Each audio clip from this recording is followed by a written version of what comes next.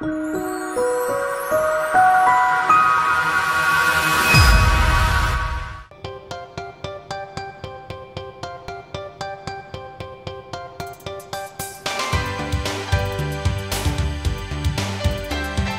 morning, everyone. Okay. Our policy now is to start promptly at 7:45 so we can give both the speakers and the audience with their questions ample time for both. Because the portion of our taxes that go to the schools is probably the largest portion of our taxes that we pay locally. We always reserve, or at least we have for the last few years, reserved our April meeting for a presentation by the superintendents of the boards of education of Mamaroneck and Rhinebeck to make a presentation to the community about the status of the schools, what the issues are that they're concerned with, and their plans. And this morning is that morning. So we welcome you after Passover and Easter holiday breaks to our April meeting. Without further ado, I'm going to hand the meeting over to Nina. Good morning, everybody. I actually can't see you out there because I have my reading glasses on, but I can't read if I don't put them on. So let me read you the introduction for our two guests, and we thank Dr. Ferraro and Dr. Shapps for coming today. Dr. Barbara Ferraro has completed 29 years as an administrator in Rhinebeck School District, the past 2 years as superintendent. Before coming to Rhinebeck, Dr. Ferraro worked in New York City public and private schools as both a teacher and administrator. And during her tenure in the district, programs in STEM and STEAM have grown significantly. A district-wide enrichment program based upon the Renzulli school-wide model was made available to students from the elementary school through high school, which includes the Independent Learner Program for high school students. She is proud to have introduced community service as a graduation requirement in 1994, as well as the Senior Intern Program, marking its 24th year with the class of 2019. In February 2018, the Rhinebeck community overwhelmingly passed a $27,600,000 capital project, including district-wide roof repair, construction of an MS gymnasium, and a 2-story STEAM wing addition to the high school.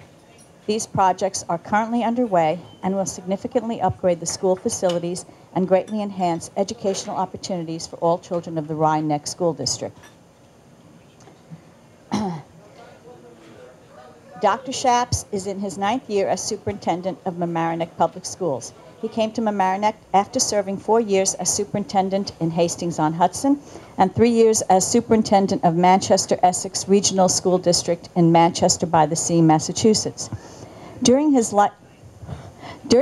time in Mamaroneck, Dr. Shapps has worked to provide an extraordinary educational experience for all Mamaroneck School District students. This year, he led the district's efforts to negotiate a 7-year agreement between the Board of Education and the Mamaroneck Teachers Association. Teachers come to Mamaroneck because of its professional, collaborative culture. The district's goal is to foster deep thought, collaboration, and innovation among its students, beginning at the youngest ages, kindergarten, and all the way up through high school level through active hands-on learning. Ongoing and upcoming initiatives focus on social, emotional learning, respect for all, and the overall emotional well-being and growth of each individual student. The district has been closely monitoring enrollment growth over the past several years with a community-wide task force currently evaluating a range of long-term strategies to address increased enrollment and space limitations. The task force is expected to report out to the board in June about these strategies, their durability, financial and educational impact, and how they impact such things as class size and equality of opportunity for all. Dr. Shapps grew up in Chicago, Illinois, and graduated from Scarsdale High School. He and his wife have 4 children and 2 grandchildren. Welcome. Thank you.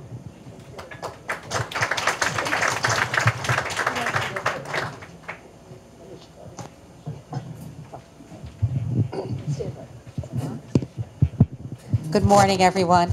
And Dr. Shapps and I want to thank you for our annual visit here to discuss our budget. So I'm pleased to begin this morning to share a few things with you about the Rhinebeck proposed budget for 2019-20. It is reflective of our community's priorities for its students.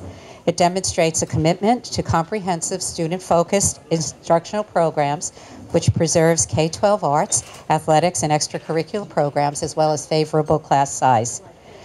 It supported an expansion of STEAM, and you heard that we have a capital project in the works right now, and we're in the beginning phases of our project, which will include a 2-story STEAM wing attached to our high school, and that's the final phase of the project. We will break ground on that a year from now, next summer. We're now in doing the roof projects, and we're completing our site work for our middle school gymnasium, which is also attached to our high school gym. If those of you who do not know about Rhinebeck, we share a campus, middle high school campus. So we have a lovely campus on 57 acres of land. So we're pretty fortunate to have that.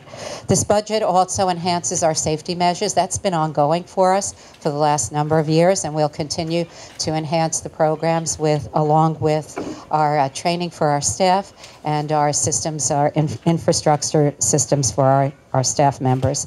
There's a focus on social emotional learning, and I know that you've heard a lot about that, and both of our schools will be dealing with that. The Rhinebeck School District is really happy to announce that it's part of the Yale program for emotional intelligence with its RULA program in our middle school and elementary schools, and that's something we're very proud of, and it'll work its way up through the system and conclude with a peer leadership program over in our high school.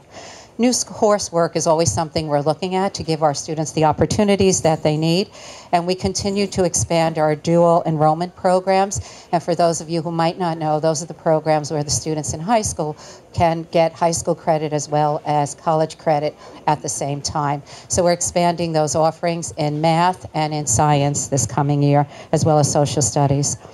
There's a plan, as I said, for our capital project, and as we plan for the STEAM wing, what we're doing now, in addition to our dual enrollment programs, what we're doing right now with our STEAM programs is making sure that we're introducing the coursework that students will be ready for when the new facility is there to support that. And one of the things that our students are very excited about in our new STEAM wing, there are many opportunities, but one of the things they're really looking forward to is the new greenhouse that's going to be attached there, and they'll be able to bring the composting back to the school and turn it into the greenhouse and create some nice projects for themselves through that.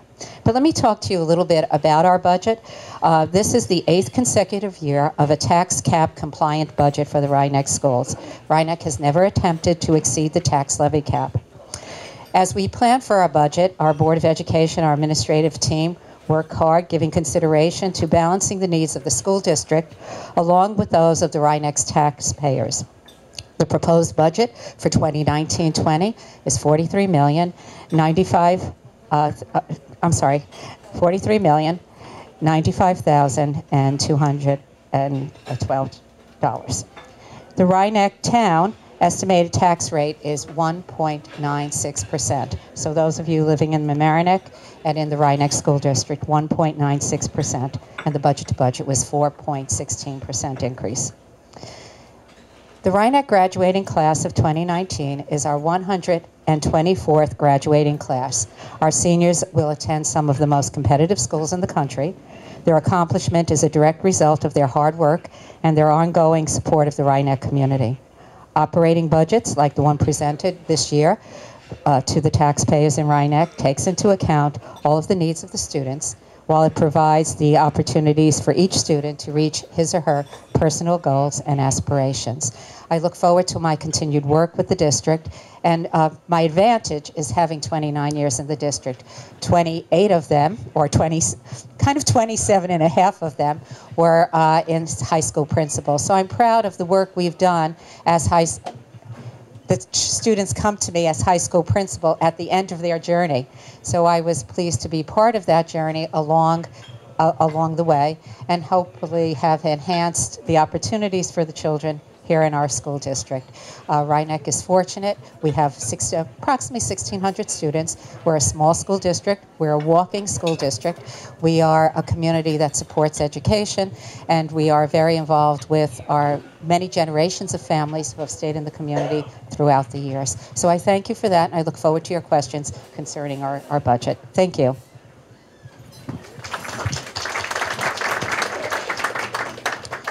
Thank you, Barbara, and congratulations on 29 years in Rhinebeck. After 9 years, I felt that was a long tenure, so I have a long way to catch up. So it's a pleasure to be here. Welcome back, I would say, from the holiday break. I want to just talk about Mamaroneck Public Schools. I want to say, first of all, welcome to Rena Beater, a board trustee who's here, and Debbie Mineta, our director of communications. We have been very proud of, over the last close to a decade, of our financial stewardship of the district. I would say under the tax cap law, we have been mindful of the impact of our annual operating budget on taxpayers. At the same time, we've built what I would say a level of trust where over the last several years we've had to ask for overrides, and the community have supported the need for an override budget for the last 2 years. This year is a different story. Our tax cap formula is very limited, despite the fact that we have and continue to face growing enrollment at our middle school and our high school overall as a system as well. We have a very small increase to our budget. Matter of fact, it's probably one of the smallest budget-to-budget increases since I've been here, at 0.9%, so less than 1% increase, which is about $900,000. At the same time, our tax levy increase is probably second lowest in the region at 0.7%, so less than 1%. So the overall impact this year of the increase in our budget is minimal, based on the fact that we have to work within the limits of the tax cap. To that end, though, I want to say that we've had tremendous support from our community this year. We didn't mention in the opening that earlier this year the community supported a $49 million capital bond initiative to address all the needs of all our schools. And we continue to look at long-term options around rethinking how we deliver education in our schools, working with Fielding and Nair to think about in some ways, reconstituting our impression of how students learn and how teachers teach. And so that's something we'll talk about. As part of that capital plan, we have 2 Pathfinder projects, which are small opportunities to really be what I would say creative and innovative in thinking about the use of space in teaching and learning. So more to come about that. I wanted to really focus on who we are as a school system that's relative to what I would say the budget, because the budget in my mind is a financial articulation of what we value and what we hope to accomplish as a school system. So authentic learning and deep learning is a big part of what we do in Mamaroneck. We've mentioned and talked about our support for building social emotional learning and mindfulness skills in our students and our staff. But I would say that when we look at our program offerings, what we're most proud of is the ability for students to go deep into the learning process. At the high school this year, we are celebrating our senior collaborative design, which is a STEAM program where seniors, after 3 years of engineering, computer science, robotics, and design thinking, come together to do a hands-on project throughout the whole year. So they have a project management team that includes a programmer, a designer, an engineer, and they are solving local problems or issues relating to the design process in an effort to provide the community with something of value. Similarly, our podcasting and journalism students traveled this fall, November, to West Virginia. They spent over a week interviewing and meeting the citizens of rural West Virginia to get a perspective on their lives and how the national political conversations impacts the way they live. Our students came back, spent over 3 months putting together podcasts of the experience, and we hope to expand this program through our budget next year to have a 3-year journalism track in collaboration with Northwestern University Graduate School of Communications. Sustainability is a big part of our program. As you know, we are working with the town and the villages to compost all our food waste at our elementary and middle schools. We're taking it further this next year in partnership with Stone Barns. We hope to roll out a food science course that is really focused on sustainability. This will allow for students to really understand the impact of the change in global population trends, the issue of global warming, and how we can, in some ways, think about feeding this planet and providing for the water. So we're excited to have that partnership with Stone Barns. The overarching goal is to have a coordination of our unified arts programs, what middle school students focus on around technology, around family consumer science, art, music, and have that thread continue to the high school where students really have pathways to go deeper. As you know, we're celebrating this spring our second year of hosting beehives at the high school. We are producing our own honey, and certainly if you are interested in having some honey, stop by. But it's a wonderful, what I would say, collaboration between our food department, our science department, and a group of what I say bee team, our bee students who are really shepherding and taking care of bees. So this idea of authentic learning will continue. Our partnership with Sheldrake, I think we spent over 145 days at Sheldrake this year, and we'll continue to focus on that as well. And we're excited about that as well. I want to talk about a little bit about our enrollment trends. We mentioned in the opening of our community-wide enrollment task force. We are growing as a school system, one of the few systems that are growing overall in Westchester. We expect to be at 5,634 students next year. Our middle school has grown from 1,100 students to well over 1,300 students, as well as the high school now at close to 1,670 students for September. So we continue to see growth throughout the system.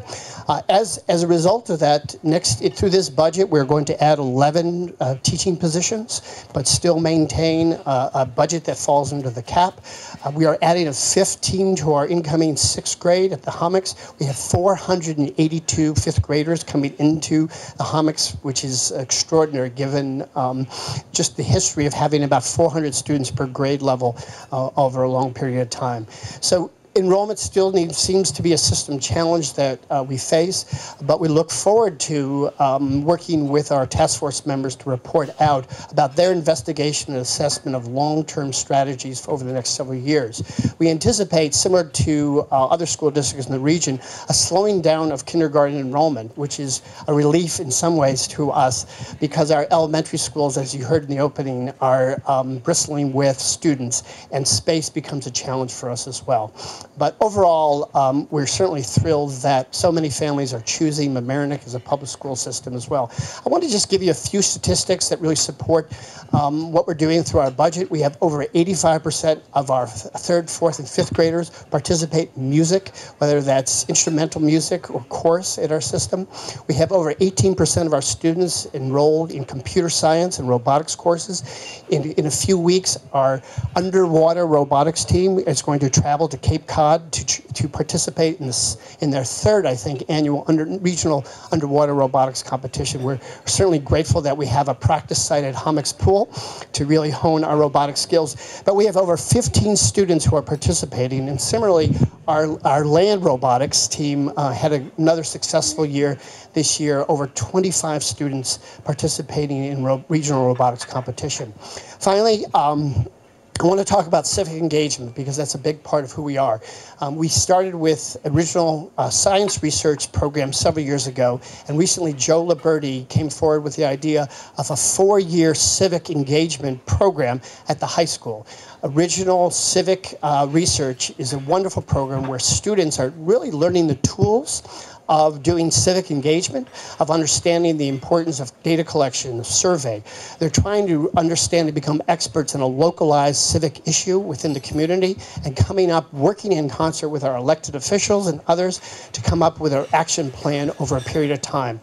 And so we're actually doing civics, not just teaching civics, and that's what we appreciate about that as well. Finally, for the last 2 presidential elections, our AP government students have made the trek to New Hampshire to really roll up their sleeves and participate in retail politics. And so we anticipate this coming February for all, I would say, close to 100 AP government students to travel to New Hampshire to pick a candidate on both sides of the aisle and to work for that campaign over a period of 1 week. Similarly, our journalism students will be traveling, working once again in the national media pit and reporting out in real time what is happening in the New Hampshire primary. So to circle back, we are about authentic learning. We are about committing to engagement and innovation. And so this budget, as we continue to be mindful of our community support and the impact of taxes on public education, providing and maintaining programs while having a minimal increase in our budget over time.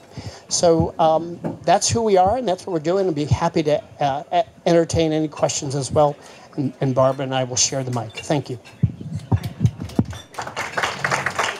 Thank you, Dr. Shapps. Before I open it to the public, I have a couple of questions. One is, can each of you talk a little bit about what you're doing for non-academic students? Barbara? Schools are about academics, so I'm trying I'm sorry, to see how to frame an answer to perhaps that. that was poorly framed. Those students who are not clearly college bound. Well, we believe that all of our we believe that all of our students are college bound. So what we do is provide opportunities for our students, and we meet them at where their interests and their needs are, and we move them toward a certain goal. We work with them on a very personal level, and 98% of our students move on to post-secondary education. So it's hard to answer that question, but I can answer it by saying that all of our students are different because of the small environment that we have and the ratio of counselor to student. We get to know each one of our students. We plan for them early on. It's not when they enter high school. We start working with our students when they first enter our middle school. As I mentioned before, our middle high school we share a campus. That makes it really easy for us because not only do we share a campus, we share our guidance department, we share our staff. So we get to know our students from the time they enter the middle school, which is 6th grade, right through graduation, 12th grade. So we work with our students and we find opportunities. Dr. Shapps used the term authentic learning. That's important to all of our students. So we find things that will engage them, keep them engaged in school, whether it's in the arts or athletics or in pure academic programs. And we usually keep the kids moving toward the goal of graduation with some post-secondary education. And the 2% of kids who don't go on are typically going, some take a gap year and they go on after that, but they often go to the military or they into a work-study kind of program. So I would say we work very hard. Even with our children who have special learning needs, we work with them toward that goal. Just to add to Barbara's response, certainly we have high expectations for all students and strongly believe that all students can and will learn to high levels. For our school our size, we are fortunate to have specialized programs, certainly students with special needs. So for example, we have a transitional program to help students who have an extended, what I would say, enrollment in our district up to age 21, to really find opportunities to focus on an occupational interest and or passion. So it really, certainly through the support of local community businesses, we've had a thriving opportunity to have students have both academic experience and a transitional occupational experience as well. And to echo Barbara's statement, we focus on creating opportunities for passion, finding passion for students, and so that whatever they do next, they're allowed to take that energy and interest to go beyond college into opportunities for entrepreneurship, directly to employment, and or to go into obviously college and then beyond. So it's with academics in mind, but high expectations for all. What? We left all this time because we thought there'd be lots of questions. Yes. So, wait for the microphone. No. Dr. Shapps, so as you're talking about students finding their passion and you're talking about the real life problems, that seems to fly in the face of what a lot of the U.S. education system is doing. So a lot of U.S. is based on test scores, which are measuring very narrow academic achievement, and then teaching to the test. And it seems to me that you're much more in the Finnish model, and Dr. Sabaro, you too. So could you just talk a little bit about how the model of kind of expanding and giving kids passion affects their ability to do academic work and affects their life beyond high school? Sure. My name is Mitch Weisberg. So I live in my mailing address is Larchmont, Town of Mamaroneck, and that's all.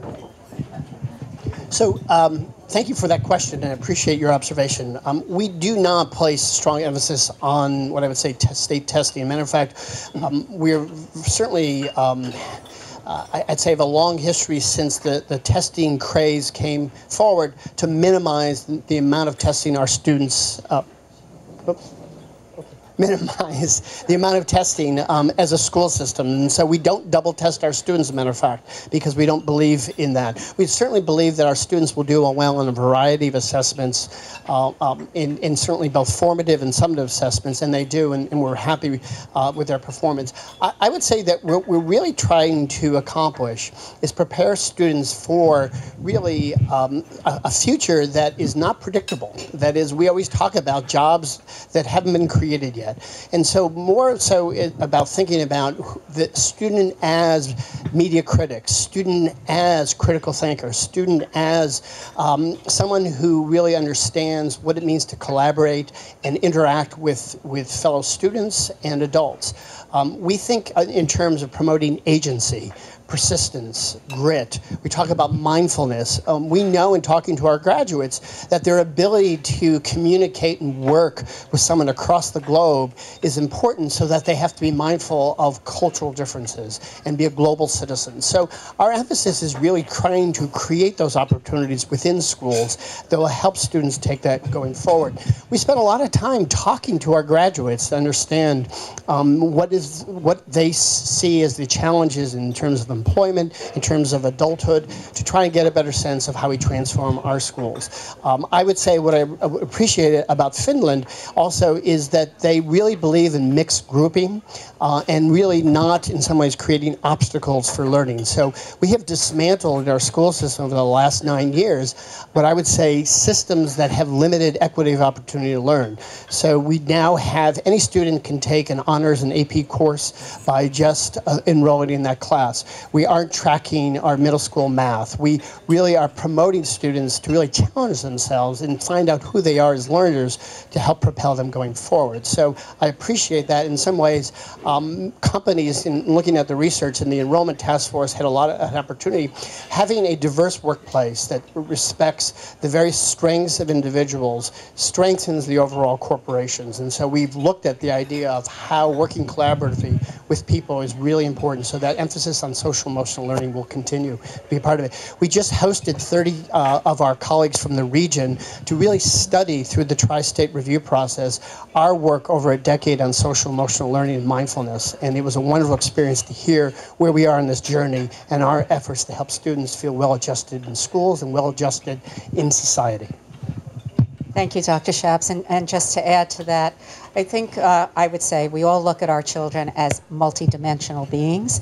So when we talk about test scores, they're just one little piece of it, and the emphasis is not put on that, but it's about the individual and the person and who he or she is, and how do we build opportunities for that student. And it goes back to what I said earlier. We look to try to identify what the passion is, build on that from the elementary schools through high school, and hopefully our children will leave us understanding who they are and know how to interact within the world in which they live. That's really important to both of us. Good morning. Thank you very much for coming. My name is Nelia Larchmont. The picture is so rosy that it's hard to believe that there are no problems. Can you address some of the problem of our school system? I'll start with the word problem. It means different things to different people. But if we all think back to our own high school days and who we were as teenagers in high school, I can tell you that some of the typical things that we experienced, our students are experiencing now. It's part of growing up and it's part of being a teenager. So I don't know the label of problem, but I think part of what we'd like to address here is talking about how we prepare our students to get involved in a diverse world and what it means to live with diversity in our world. And it's really incumbent upon us as educators to make sure that we give students opportunity. I always look at it through a certain lens, and hopefully I share that lens with our staff, which is this. I want to make sure that our children are understanding of differences, that our children are sensitive to the needs of others, no matter what they are, and there are many, and they're changing year in and year out, whether they're differences in race or gender or ethnicity or economics or physical disabilities, whatever that might be. And it's important for us to give our students those opportunities while they're in high school. We have a small high school. Our high school is just under 500 students. I heard Dr. Schaap speak about Mamaroneck High School having 1,600 students. My entire school district has 1,600 students. There's an opportunity to that. We are a very small administrative team. We're very involved with all of our children and all of our families. We know each of them very, very well, and we can work it through the system and through the years with our kids. We make sure that our children gain an understanding of differences. We make sure that our children can be sensitive to these things, that they understand the differences within a community. And there's something that, there are many things that come to mind, but one thing that comes to mind for me, and I really like to share with everyone, it's probably about 10 or 12 years ago, I hired a teaching assistant for our high school. This individual is wheelchair bound.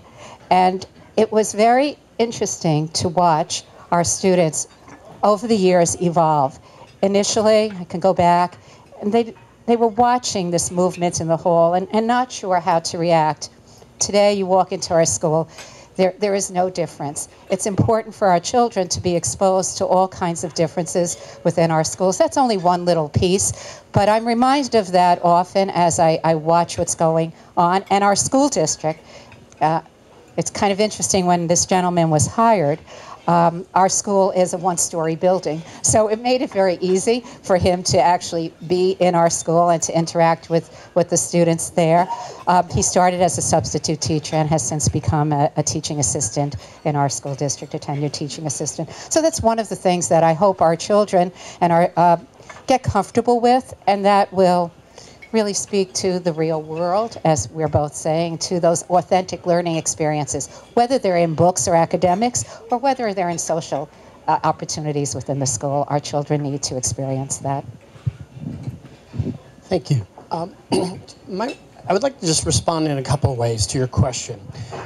Number one, Barb and I both committed to creating safe learning spaces for our students and our staff. And that is a challenge. And the idea of safety really touches on a lot of different things, from the threat that we have around school violence to making sure that every student walking into our school feels safe in the learning environment. Certainly, at the same time, we have looked at the system challenge, not necessarily problem, of poverty. Our poverty rate in our district over the last decade has changed by 78%. And so we have more and more students and families who are living in poverty or just above poverty. And so we have really studied the impact on poverty on our schools in terms of learning, in terms of engagement and empowerment, and really have tried to attack poverty to ensure that all students have equity of opportunity to learn and are making progress and are connected to the school. At the same time, the issue or the challenge around diversity is a big part of our everyday effort. Number one, we face the challenge as a society, as a world, around the issue of social media and cyber bullying and just how students as individuals and I would say socially interact with technology. And that's something that we know when they enter into the schoolhouse door and when they leave, it is constant. And it creates, I think, unique challenges for our staff and for our students and families. So that is another challenge that we touch on. Recently, with the issues around diversity and racism in our school, we focused this year on the state's new culturally responsive sustaining frameworks. We're spending a lot of time around professional development, teaching hard lessons in history, which is what we think is really our commitment going forward.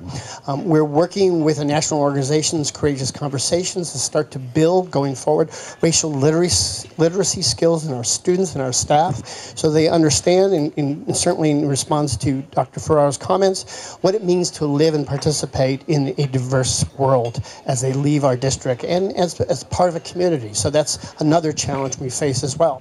I would also say that over the last 9 years, our demographics have changed. Our Hispanic Latino population has gone from 10% to 22% of our student population. We've hired now more bilingual staff members. We've certainly launched a very successful dual language program, and now we're extending that program next year through this budget into the middle school. We have over 300 students who are, I would say, Spanish learners and English learners on a day-to-day basis, and the popularity of that program and success has really made an impact for students in terms of their competence in two languages, as well as this idea of multicultural citizenship. So we feel important to that. We know that these challenges are not going away, that we need to confront and face them. And I know that recently we've had different situations that have really entered our school. And you just need to understand that every July, when you are off for summer vacation, we take the oath of office and we raise our right hand and to support the laws of New York and the Constitution. And we take that very seriously relative to the safety of all children and all staff and what we create and the conditions we create for learning in our schools. So thank you.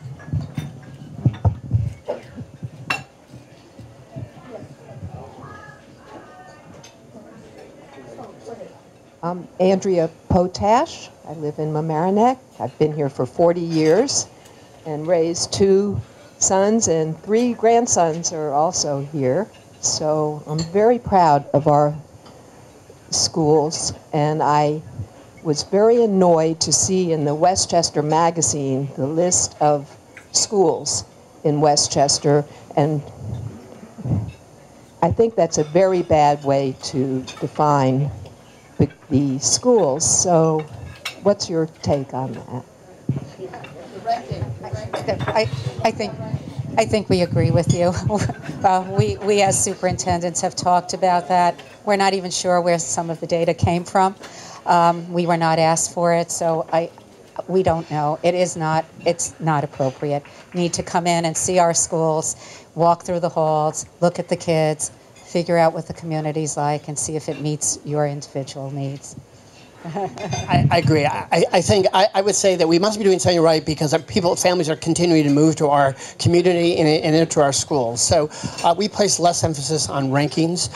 I've had a lot of interesting conversations with Jay Matthews and others about their formulas. We do look at the students in terms of their interest and commitment to take rigorous coursework. Really, we measure and look at students' participation in extracurricular activities and the relationship with that and GPA. Their participation in music ensembles and their GPA. We look at the number of books they take out from the library and what that does to their academic performance. So what we measure, we try to value in terms of making that connection between this is what we are about and how do we measure on an annual basis in many different ways. And I think that's what's important for us. And we're happy about, we had a wonderful college, what I would say, acceptance season for our students. And the fact that students who want to continue on to higher education have a place to go and have a lot of choices to make. And so we look at that one metric as well.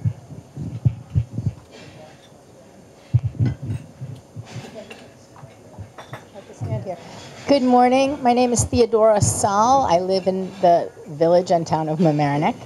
Good morning. Dr. Schaap, I want to thank you for these innovative programs that you have. I have one kid in the original civics research. I have one kid in AP Gov who's also in the Design Collaborative program, and I really want to thank you for offering these collaborative experiences, which I think go a long way towards working towards diversity and cultural competence and understanding. I don't understand, is there a teacher strike? And I wanted to know, is there a teacher strike or a teacher slowdown? I was under the impression that there was a contract, but could you explain what's going on to me? So number one, my only response to that, in New York State, it is illegal to have a teacher strike. So I'm not sure what you're referring to. There is no such thing as teachers going on strike in New York State. Second of all, we just completed a 7-year contract agreement back in December with our teachers. We have a contract with our administrators. So I don't know when you say slow down what you're referring to.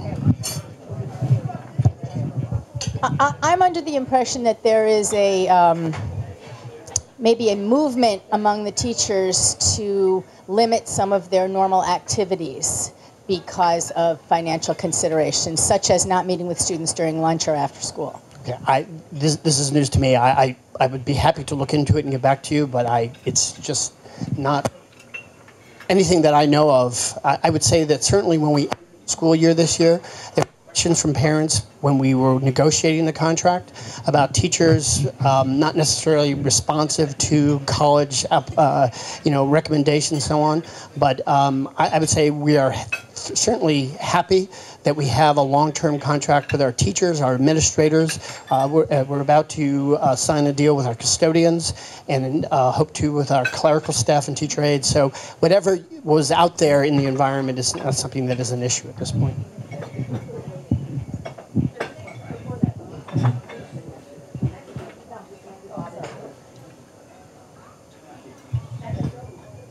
Stand up.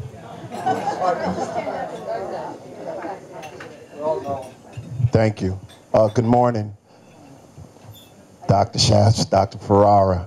My name is Keith Yiser. I'm a lifelong resident, and it's part Mamaroneck as a student, graduate of Rhinebeck, and then an employee of Mamaroneck school systems for 31 years. My question is not to Dr. Ferrara. As a graduate of Rhinebeck, I know this question and the answer to this question, but I will share it with our attendants. Rhinebeck is a school that starts from kindergarten through 12th grade, and all the kids are mixed together. The biggest difference between Rhinebeck and Mamaroneck is that it's a separation of school districts in terms of elementary, and then coming down to the Homics and then to the high school. Well, my question to you, Dr.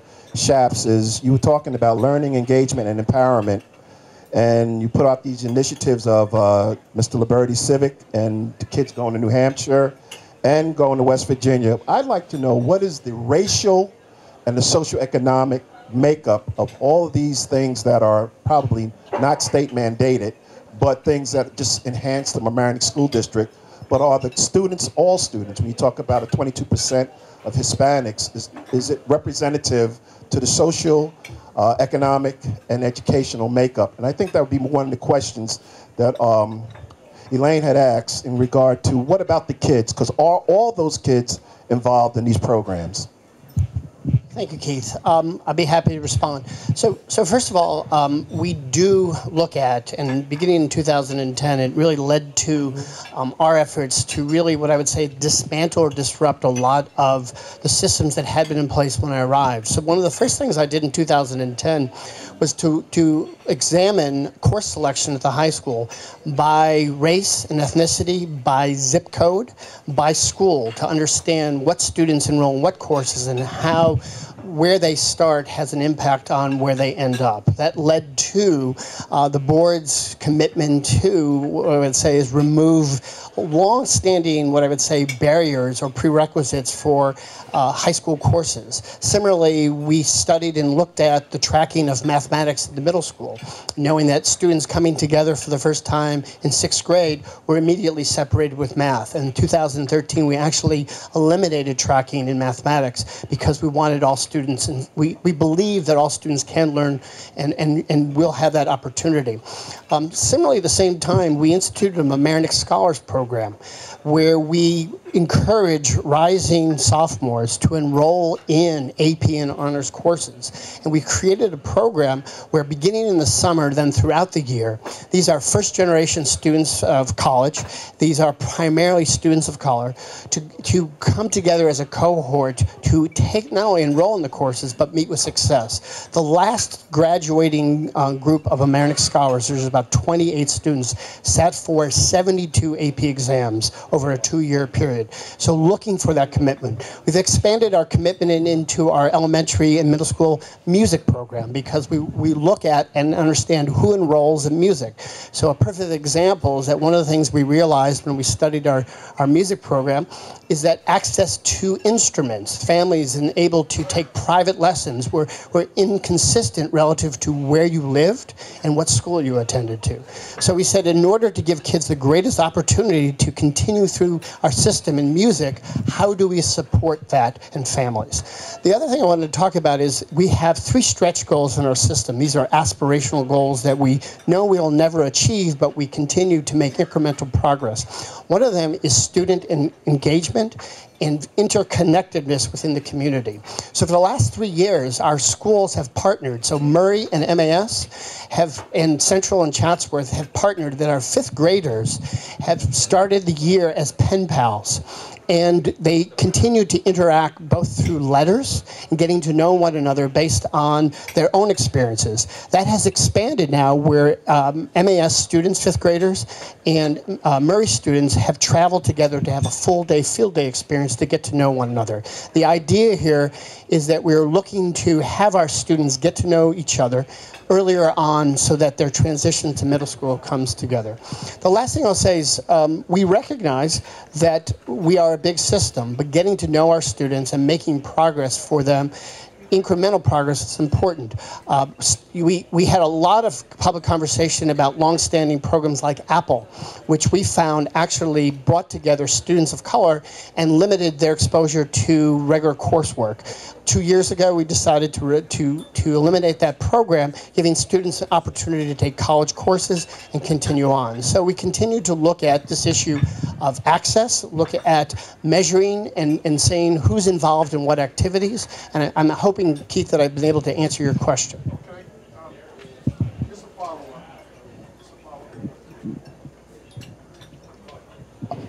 Thank you. Thank you, Dr. Schaps. You know, statistically, that you still did not quite answer the question that I have in mind. But let me try to be a little bit more clearer.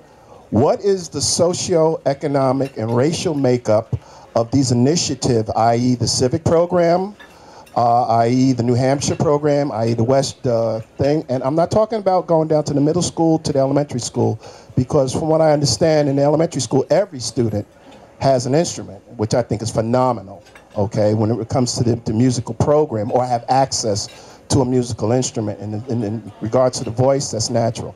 The thing is that I'm asking for the high school, and being that you gave the statistic from 2012, and I would stand corrected on the Apple program, because Apple is a place where people learn excellence.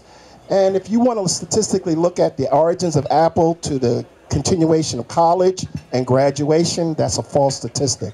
So I wouldn't reference that, because most of those kids, in terms of what they had as 9th graders going into the 12th grade, they were prepared and ready for college. And they do have a very excellent collegiate record.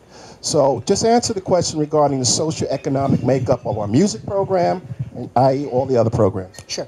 So I would be happy to give you and make public the breakdown of participation. Obviously, with all the programs we have, I certainly can't sit here today and say this many students are involved in these activities. We do have a district data dashboard. That data dashboard is public. It's on our website. We provide statistics about participation in different activities. We look at this by race and ethnicity. We look at it by a change in enrollment and participation. So I'd be happy to provide you with that. Certainly you can come by and I'll give you that and make that, we can come back and have a whole conversation about that at the summit as well. All right?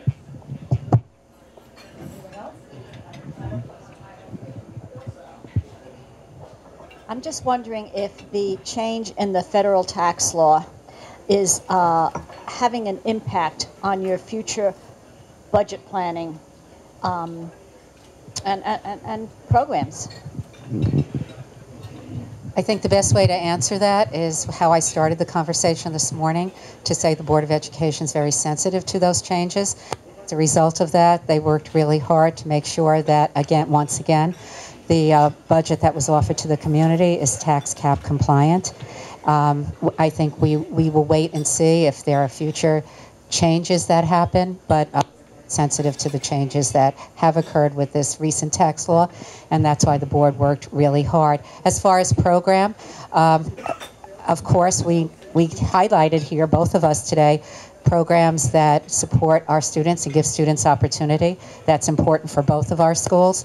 And with all of, as I explained before, my tenure here in the district, I know that the boards of education that I've worked with over the years have always looked at opportunity for students, made that their #1 priority, and tried to figure out a way to make that happen for the kids, and we've been able to do that in a variety of different ways. And I would just add to that, we are certainly concerned by and understanding how the federal tax law changed our enrollment trends, and that's something that we've looked at. And certainly most districts in our region have had a steady decline in kindergarten enrollment, and whereas we've seen our enrollment grow. Though this September we saw for the first time a lower enrollment, so we expect that to continue. So we are creating budgets that go beyond a year. And for example, I'm very proud of the fact that when I arrived, we relied on about $3 million of fund balance, current balance, to support the following year's budget. This budget that we're putting forward that's under the cap is down to $400,000 of fund balance. We're one of the few districts in the county that has removed the reliance on fund balance, which is incredible given the challenges of ability to grow our budget over time. At the same time, we've really focused our reserves on tax certiorari's to make sure that we can plan for over the next few years, but look for efficiencies in how we do everything, and obviously negotiate contracts and understand the impact. The Journal News had a big article the other day on public sector health insurance plans and how the impact of that increases. Through our decision to go to a self-funded employee program, and through the support, and I saw Steve Otis and Senator Mayers is here as well, is that through their support of our area legislators, we were able to hopefully get a special act legislation to create a reserve for health insurance so that we can smooth out the changes over time. So we are thinking about the financial impact of the federal laws and the impact of taxpayers locally, and that is one of the reasons why we are this year certainly presenting a budget that's well under the cap, which is really the smallest budget increase despite the fact that we have more students entering the system.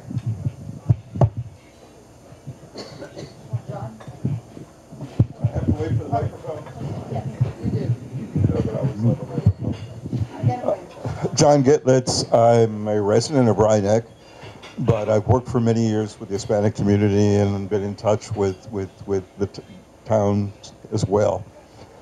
My question, when my daughter was a student at Rhinebeck, I felt I had very good communications with the school system, and they were very good about communicating to me. But many of her friends, whose parents were monolingual in Spanish, did not have the same feeling about the school system.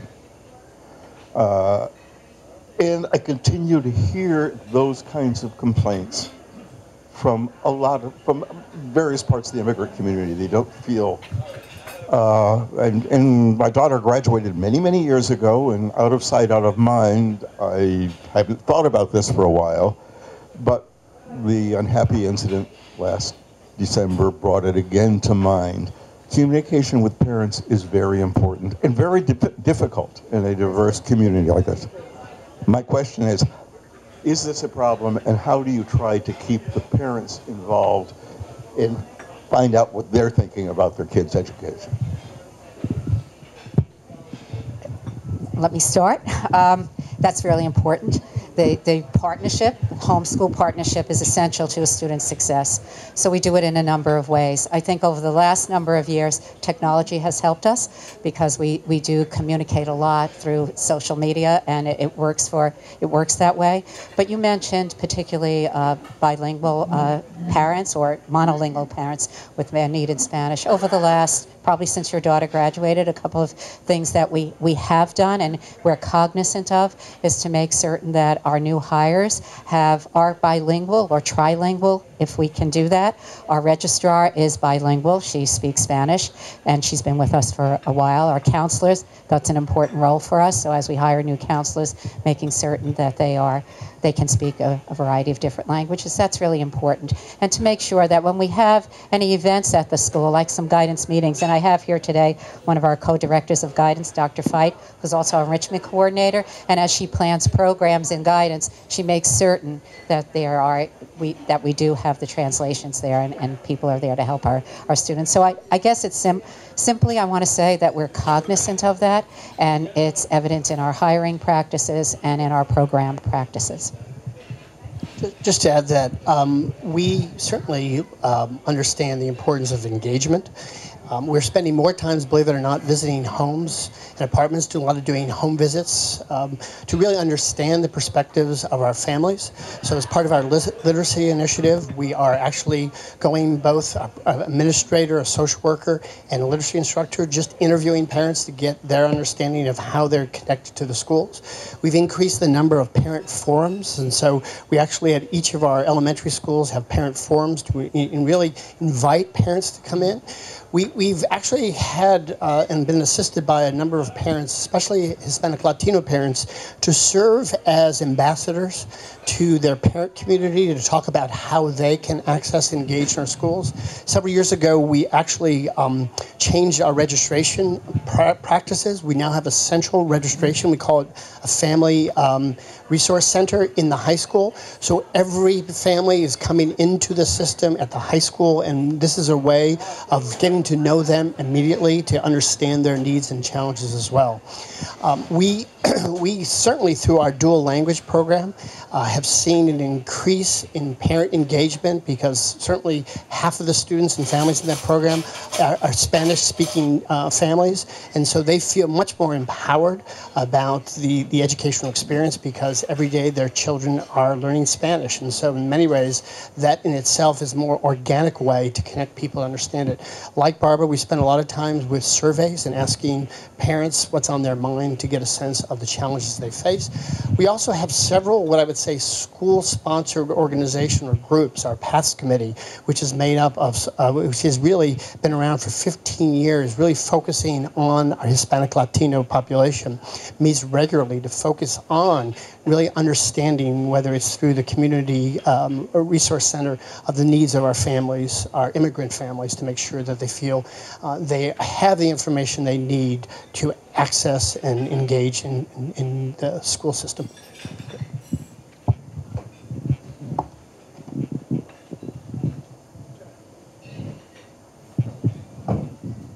Hi, Richard Ward, Larchmont, former trustee. I'd like to follow up on the prior question in a way by asking about your relationship and interaction with non-parents as a neighbor and a member of the community at each location you operate. What's in place for interacting with the non-parent population or prior parent population, and what more do you think could be done in that area? Let me try to answer that question and start this way. I keep coming back, and I keep using the adjective small. So we're a small community. As I said, it's a walking district. We keep our non-parent community engaged in a number of ways. The typical ways that probably most school districts do. The newsletters that are sent out to the entire district, not only parent community. We make sure that they get information that way. Certainly all of our board meetings and public meetings are televised, so that's another way of staying engaged with the community.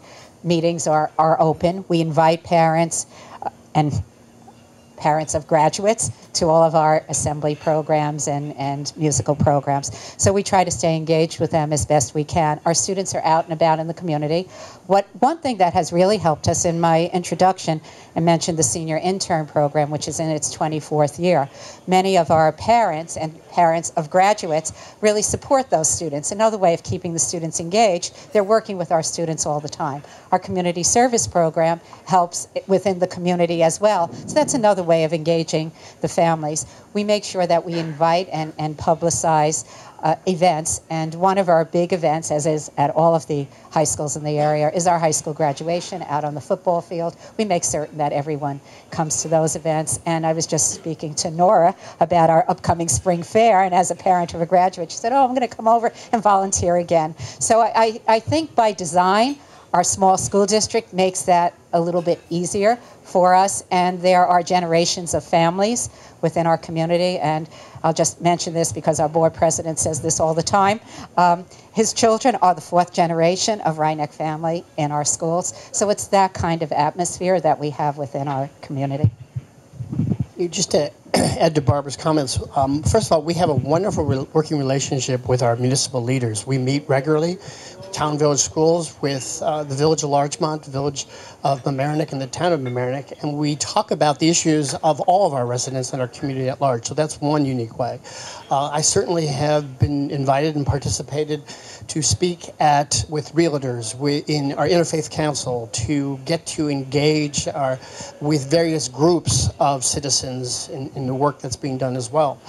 I've also hosted on a really annual basis a series of superintendent's coffees in neighborhoods to get a better sense, and they're attended by, believe it or not, parents of students in the school system, but just new residents. And so we've made a commitment to really reach out to prospective families and trying to make that connection from the beginning, just as citizens, before they even enter our pre-K and K as well.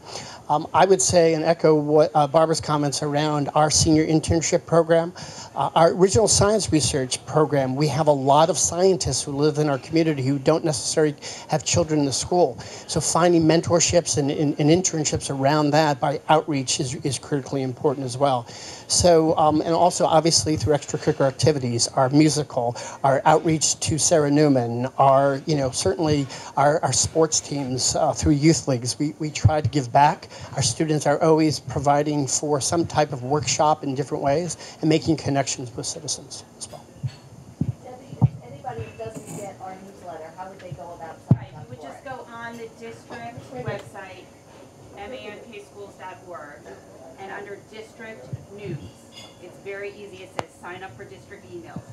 So we have about 16,000 community members' email addresses in our database, but we're always looking for more. So obviously, with all of the competing interests out there, all the different mediums that are out there, it can be challenging. But we have Instagram, Facebook, Twitter, and we do very regular emails. So we hope that you will sign up if you are not already on our list.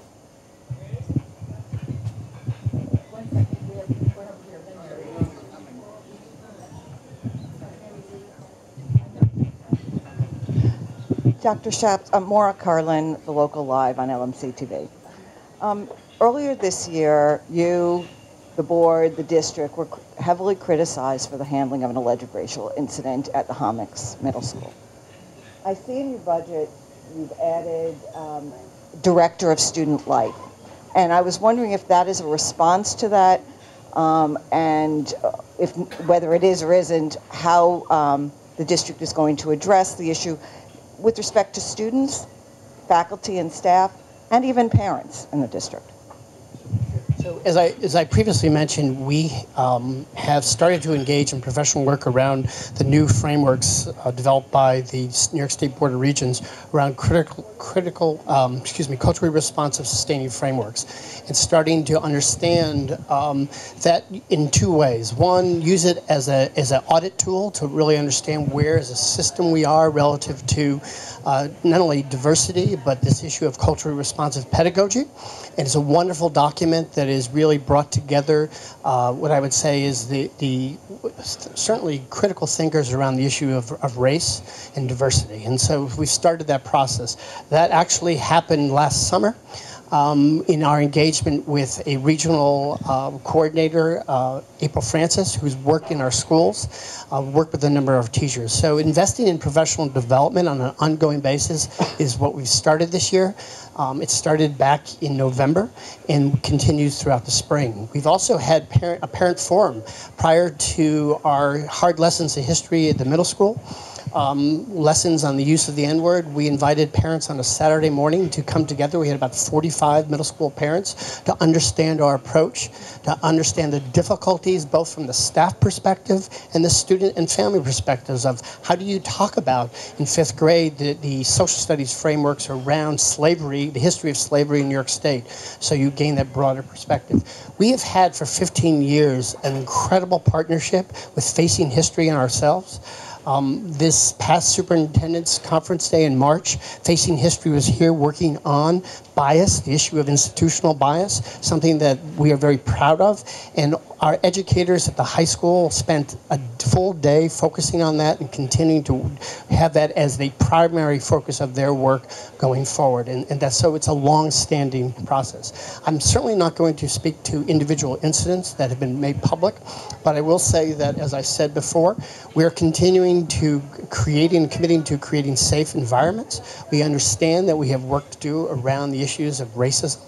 And it's going to take the community, not necessarily just the schools, to deal with this over time. And so we are committed to that, and we'll continue it through our budget and through our programs, through our professional development and conversations with parents.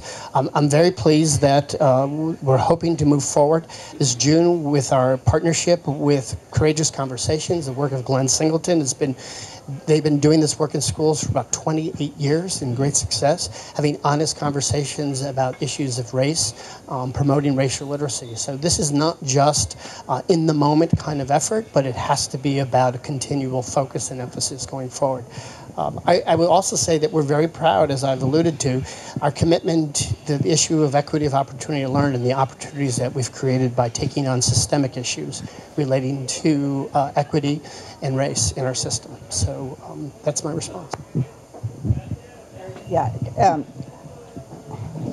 Thank you, Dr. Shaps. That last was partly an answer to my question, and also this gentleman that talked about community and what community might do. That is my special concern, given the national issue of racism in this country. Very, very stressful time that we're living in. And I'm wondering, you've got a lot of community groups here, and the degree that the school is reaching out, clearly there have been mistakes. They have been addressed. They are being addressed. It's still not perfect. We all understand. It's not a perfect world. My hope is that community can do more, as you have alluded to. There are a lot of groups here. And I'm thinking specifically, when you mentioned what community, you're a former trustee, Tom Murphy of the Village of Mamaroneck is hosting a special event. Has organized a special event for all of his so-called employees, fire, police, administrative groups, a special sensitivity training program on racism. I think this kind of thing is just, I'm so impressed with what he's doing. And I just would urge any of the rest of us to be sensitive to this. It's not going away, but we want to help, and we're glad you're doing, but we can do more as well. Thank you. I'm not so sure I can give a microphone to a man wearing a Boston t-shirt, but...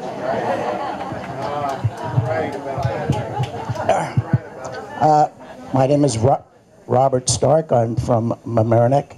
I attended the session at the Mamaroneck Library last month regarding the racial incident that was referred to.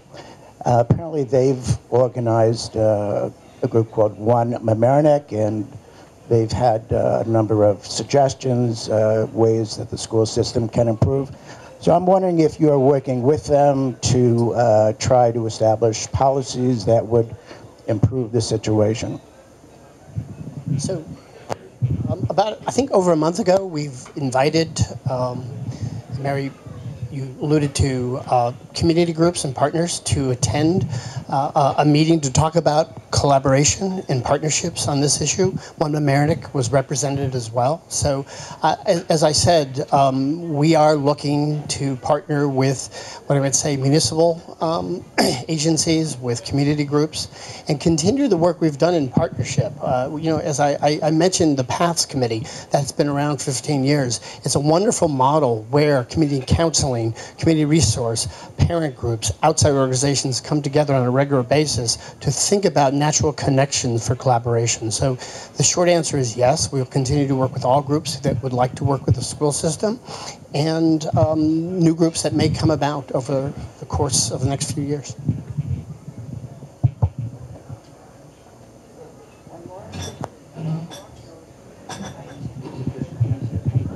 Try not to break anything. So, again, Theodora Saul. I mean, I understand you're particularly and intentionally being broad rather than specific.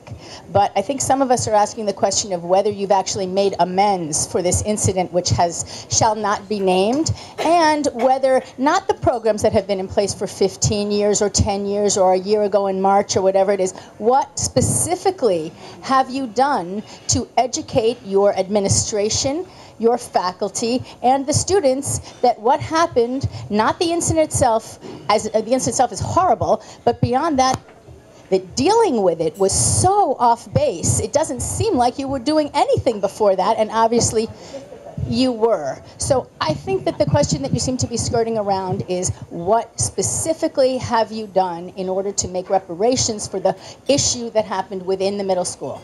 So I'm going to just say that I think I've addressed the question and the concern in the way I'm going to talk about it publicly. We could continue to work as a school system on issues of racism, around diversity, and that's all I have to say.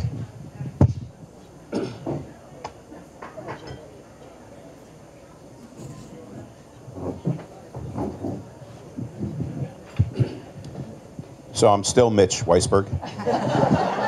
So I have just what I think is going to be a quick question. You've obviously got a bunch of people here who are very concerned and interested in the school systems, and this is your chance to address us. So if you could each come up with maybe 2 things that you'd like us to do over the next couple weeks to help you all improve the school systems, that would be great.